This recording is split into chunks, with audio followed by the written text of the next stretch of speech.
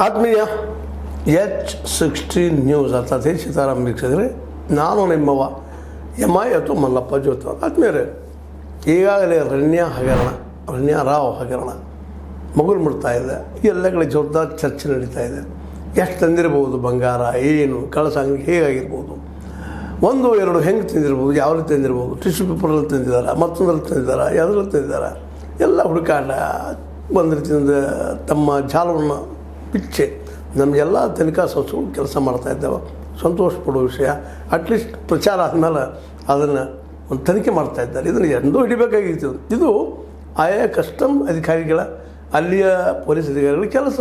ಆದರೆ ಇವಳು ಪೊಲೀಸ್ ಮಹಾನಿರ್ದೇಶಕರ ಮಗಳು ರಣ್ಯಾ ರಾವ್, ನಟಿ ಮೇಲಾಗಿ ಹೀಗಿದ್ದಾಗ ಪಾಪ ಅವ್ರನ್ನ ಎನ್ಕ್ವೈರಿ ಮಾಡೋರು ಯಾರು? ಸಾಮಾನ್ಯ ಪೊಲೀಸ್ ಹಿಡ್ಲಿಕ್ಕೆ ಸಾಧ್ಯ ಇದನ? ಸಾಮಾನ್ಯ SI ಹಿಡ್ಲಿಕ್ಕೆ ಸಾಧ್ಯ ಇದನ? ಹೋಗಲಿ, SI ಬಿಟ್ಟ ಮೇಲೆ CPI ಹಿಡ್ಲಿಕ್ಕೆ ಸಾಧ್ಯ ಇಲ್ಲ. ಎಲ್ಲರೂ ಭಯ. ಈ ದೇಶದ ಪರಿಸ್ಥಿತಿ ಹೀಗಾಗಿ ಹುಟ್ಟಿದೆ. ಇವತ್ತು ದೊಡ್ಡವ್ರ ಮಕ್ಕಳು ಅಂದ ತಕ್ಷಣ ಅವ್ರು ಏನು ಮಾಡೋದು ಬಿಟ್ಟು ಬಿಡುವಂಥ ನಮ್ಮ ಪೊಲೀಸ್ ವ್ಯವಸ್ಥೆ ಅಂತ. ನಾವು ಉಳಿದ್ರೆ ಸಾಕಪ್ಪ, ಎದಕ್ಕೆ ಬೇಕಾಗಿದ್ರೆ ನಮ್ಮ ನೌಕರಿ ಉಳಿದ್ರೆ ಸಾಕು ಅನ್ನೋಂಥ ಮಟ್ಟಿಗೆ, ಇಲ್ಲ ಎಲ್ಲೋ ಟ್ರಾನ್ಸ್ಫರ್ ಮಾಡೋದು ನಮ್ಮ ಭಯ. ಹೀಗಾಗಿ ಎಂದೂ ಹಿಡಿಬೇಕಾಗಿದ್ದಂತಹ ಈ ಒಂದು ಹೆಣ್ಣುಮಗಳನ್ನು ಇವತ್ತದು ಇವಳ ಜೊತೆಗೆ ಸಂಬಂಧ ಗೆಡಿಸ್ಕೊಂಡಂಥವ್ರು.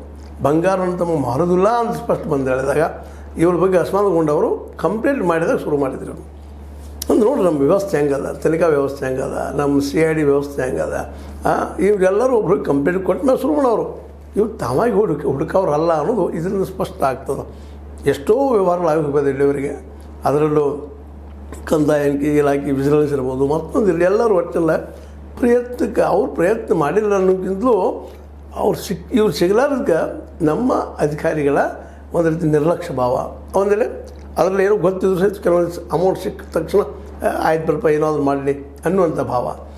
ಅದರಲ್ಲೂ ಮೇಲಾಗಿ ಪೊಲೀಸ್ ಮಹಾನಿರ್ದೇಶಕರ ಮಗಳು ಅನ್ನುವಂಥ ಒಂದು ಭಯ.